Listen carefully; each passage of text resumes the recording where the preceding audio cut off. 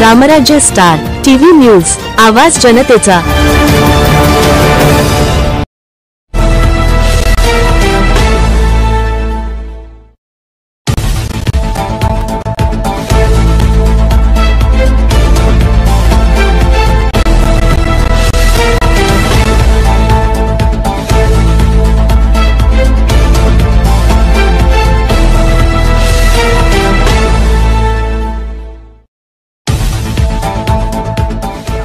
तोंडून ऐका, तो 80 आणि 60 रुपये कांद्याचा एक्सपोर्ट बॅन आणि इकडं द्राक्षाच्या इम्पोर्ट ड्युटीज वाढल्या, त्यामुळे या शेतकऱ्यांना 10 आणि 15 रुपयानं द्राक्ष विकायला लावला। त्या वर्षीचे 60 रुपये तोडले। आज ही निसर्गाची अवकळा आहे। आज यांच्या शेजारी उभे असलेले खडकजामचे शेतकरी आहेत, ज्यांना आम्ही नाना म्हणतो, बंडू नाना गुंजाळ, हे माझ्यासोबत तिथून आले प्रवासात। ते मला बोलले 9 एकराची नुकसान भरपाई, 9 एकर बाग आहेत त्यांची, 9 एकराची नुकसान भरपाई किती आली तुम्हाला? 30,000 रुपये। 30,000 रुपये 9 एकराची नुकसान भरपाई आली। साधारण 9 एकराला पूर्व तयारीसाठी म्हणून तुम्हाला किती खर्च आला होता? 15 लाखाचा। 15 लाख। मी म्हणतो एकरी 1 लाख रुपये आला। शासनाचं मदतीचं धोरण किती टक्क्याचं आहे? ज्या निवडणुकांच्या जाहीरनाम्यामध्ये तुम्ही शेतीला हमीभाव आणि प्लस 50% नफा देणार होता, काय झालं त्या नफ्याचं?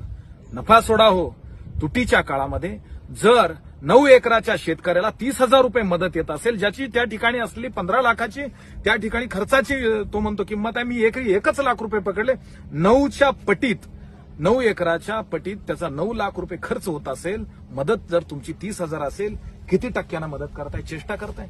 पेपरच्या मथळ्यांमध्ये अमुक जिल्ह्याला इतकी मदत, याच्यासाठी मदत करतायत। त्या शेतकऱ्यांना मदत केली म्हणून त्या ठिकाणी पदावरची असलेली लोक पत्रकार परिषदेमध्ये मारतोरा मिरवतात, त्याच्यासाठी मदत करताय। आणि इकडून तिकडून त्या शेतकऱ्यांच्या वाट्यावरती येणाऱ्या पिकाला तुम्ही आडवे होतात। म्हणजे एका दिवसाची यांची उद्विग्नता नाही, काय करायचं? हा एका दिवसाचा प्रवास नाही या प्रश्नाचा प्रवास प्रत्येक वर्षी शासनाच्या धोरणात आणि निसर्गाच्या मरणात लपलेला आहे। या ठिकाणी निसर्गानं हे मरण दिलंय आणि ते 2 वर्षापूर्वीचं मरण जे होतं ते शासनाचं मरण आहे। आता माझा प्रश्न असा आहे, मी याच्यासाठी हे बोलतो आहे की तुम्ही ज्या ठिकाणी कर्जमाफीचा विषय आला तर तुम्ही सांगितलं का बाबा वर्गीकरण करायचं आम्हाला शेतकऱ्याचं, निश्चित झालं पाहिजे। तुम्ही फळ पिकांच्या असलेल्या त्या एनडीआरएफच्या त्या सगळ्या नुकसानीच्या ज्या तरतुदी आहेत, त्याच्यामध्ये तुम्ही 38-36 रुपये फळबागाला हेक्टरी मदत देणार होता, तुम्ही त्यात कमी केला, 32,000 रुपये हेक्टरी केला। वा रे सरकार, त्यावरती 38 वरून ते 58-68 इथपर्यंत यायला पाहिजे होतं।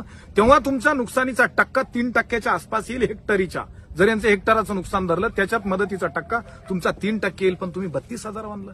तुम्हाला वर्गीकरणच करायचं ना, आधी हे वर्गीकरण करा, पिकावाईज वर्गीकरण करा, शेतकऱ्यावाईज वर्गीकरण नका करू। या पिकाला जर इन्स्टॉलेशनचा खर्च म्हणजे उभं करण्याचा खर्च एकरी 5 लाख रुपये किमान आहे मंडपाचा, त्यात जर तो निर्यातक्षम अजून मॉडेल तुम्हाला तयार करायचं असेल तर ते वायचं स्ट्रक्चर येतं, त्याचा वेगळा खर्च आहे। या सगळ्या खर्चामध्ये तो मदतीची अपेक्षा करणारा शेतकरी नाही। त्यानं काय सांगितलंय, मी जवळपास इतक्या दिवसात आता त्या 20 वर्षात शेती करतोय, त्या 20 वर्षात एकदाही बँकेचा हप्ता चुकू दिला नाही, घरचं सोनं नाणं मोडलं, सगळ्या गोष्टी त्या ठिकाणी घरचं असलेलं सुख मोडून बँकेचा हप्ता भरलाय।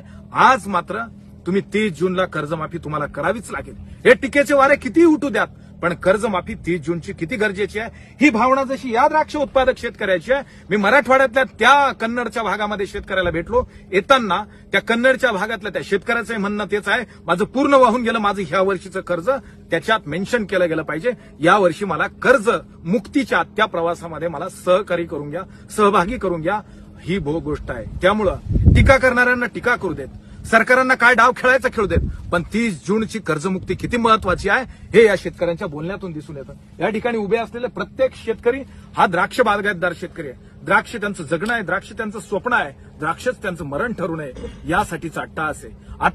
आता जर तुम्ही म्हणत असाल का बुवा या शेतकऱ्यांना आम्ही मदत करून मोकळे झालो, किती मदत केली आहे, किती मदत आल्या हे त्यांच्याकडून जाणून घेण्यासाठी एखाद्या मोठ्या चॅनलने इथे यावं।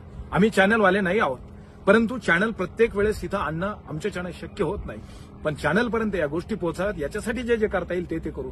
पण चॅनल म्हणजे काय, माध्यम, तो चॅनल मदतीचा असला पाहिजे, हात देण्याचा असला पाहिजे। उगाच त्याचं ऑपरेशन करून यात काय वाईट काय चांगलं हे नका शोधत बसू। द्राक्षाचं वर्गीकरण वेगळं करा, कांदा पिकाचं वर्गीकरण वेगळं करा, त्या असलेल्या बागायती पिकांचं वर्गीकरण वेगळं करा, त्याला वेगळा त्या ठिकाणी ध्येय ठेवा। या द्राक्षाच्या शेतकऱ्याला जर तुम्हाला आत्महत्यांच्या यादीत येऊ द्यायचं नसेल, तुम्ही म्हणाल मग तुम्ही इथे येऊन सहानुभूतीचं बोलणं करताय. मी तातडीनं का आलो इथं माहितीये? मला आज सकाळी सकाळी निफाड तालुक्यातील उगाव या गावातून पानगव्हाणे नावाच्या एका युवकाचा फोन आला. म्हणजे गणेश भाऊ, आमचा एवढा निरोप बच्चू भाऊंना पोहोचवा. काय निरोप पोहोचू? की शेतकऱ्यांना लिओसिन घेऊन त्या ठिकाणी बागेला चक्कर मारला. कुठल्याही बागेमध्ये आपला बंच दिसत नाहीये. त्याचा बंच आयुष्य बांधणीसाठी कामात येतो. तो बंच नसल्यामुळे त्या तरुण शेतकऱ्यांना लिओसिन प्राशन करून त्या ठिकाणी जीव तडफडून सोडला बागेच्या कडेला. हे दुःख त्यांना सांगू. याच्यासाठी आपण शेतकरी संघटना मजबूत करतोय का? मी शेतकऱ्यांना एवढंच आव्हान या निमित्ताने करेल, आपण भांडू, लढू, आपण आपला त्या असलेला संघर्ष उभा करू, पण या वाटेनं जाऊ नका. पण त्या उगावच्या शेतकऱ्याचं ते म्हणणं, मला कदाचित असं वाटलं मी काल पुढे याला जाण्यापेक्षा नवनाथ तिडकेंकडेच गेलो असतो डायरेक्ट, तरी चाललं असतं. तिथून या वेदना आपल्याला पुढे आणता आल्या पाहिजे. आम्ही लढणार आणि द्राक्ष पिकाचं, कांदा पिकाचं, असलेल्या सगळ्या बागायती पिकांचं वेगवेगळं वर्गीकरण झालं पाहिजे. त्याच्या खर्चाचा असलेला अंदाज सरकारपर्यंत गेला पाहिजे. त्याच्या उत्पन्नाचा अंदाज गेला पाहिजे. त्याचं उत्पन्न शेतकरी श्रीमंत व्हावा असं जर वाटत असेल, श्रीमंत हा शब्द मी जाणीवपूर्वक वाटतो का? त्यानं श्रीमंत व्हायचंच नाही का? त्यानं चांगलं जगायचंच नाही का? हा चांगलं जगणाऱ्या शेतकऱ्यांचा वर्गीकरणाचा भाग आहे. पण गेल्या 4-5 वर्षात त्यांच्या तोंडून उद्विग्नता निघायला लागली. त्या उद्विग्नतेला सरकारला इथं लक्ष घालावं लागेल. आपण ज्या बागेतून बोलतोय त्या बागेत सन्माननीय विद्यमान मुख्यमंत्री देवेंद्र फडणवीस साहेब येऊन गेलेले आहेत. 2014ला ते मुख्यमंत्री असताना गारपीट झाल्यावर त्यांनी मदत सुद्धा केलेली आहे. पण खर्च खूप आहे आणि मदत मात्र तोकडी आहे. ते शेतकऱ्यांच्या या जाणीवेतून दिसून येतं. आज आम्ही या सगळ्या गोष्टी जिल्हाधिकारी साहेबांच्या कानावरती, प्रांताधिकारी साहेबांच्यात करवी घालणार आहोत, त्या लेखी घालणार आहोत. तो लढाई चालू ठेवू. कदाचित गरज पडली तर ही गोष्ट न्यायालयांच्या करवी शासनाच्या पर्यंत घालण्याची वेळ आली तरी हे शेतकरी घालू शकतात. शिकलेली शेतकरी आहेत, तंत्रशुद्ध शेती करतात, स्वाभिमानानं स्वतःच्या पायावर शेती करतात. आज तागायत हे थकलेले नाहीये. कर्जाच्या बाबतीत त्यांना थकू द्यायचं नसेल तर आपल्याला या प्रवासात त्यांचे सहभागी व्हावं लागेल, सोबती व्हावं लागेल. शासनाला त्यांच्या पाठीमागं उभं राहावं लागेल.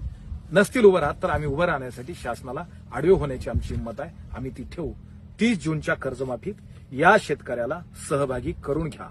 30 जूनपर्यंत या शेतकऱ्याच्या या संकटातनं निदान नाही तुमच्याच्यानं टक्केवारीतला खर्च वाढू शकत, ना टक्केवारीची मदत वाढू शकत, तर ते कर्ज याचं फिटण्यासाठी तुम्ही प्रयत्न करावेत. जे तुम्ही बोललेले आहेत, बच्चू भाऊंच्या करवी जो शब्द दिलाय तो योग्य आहे.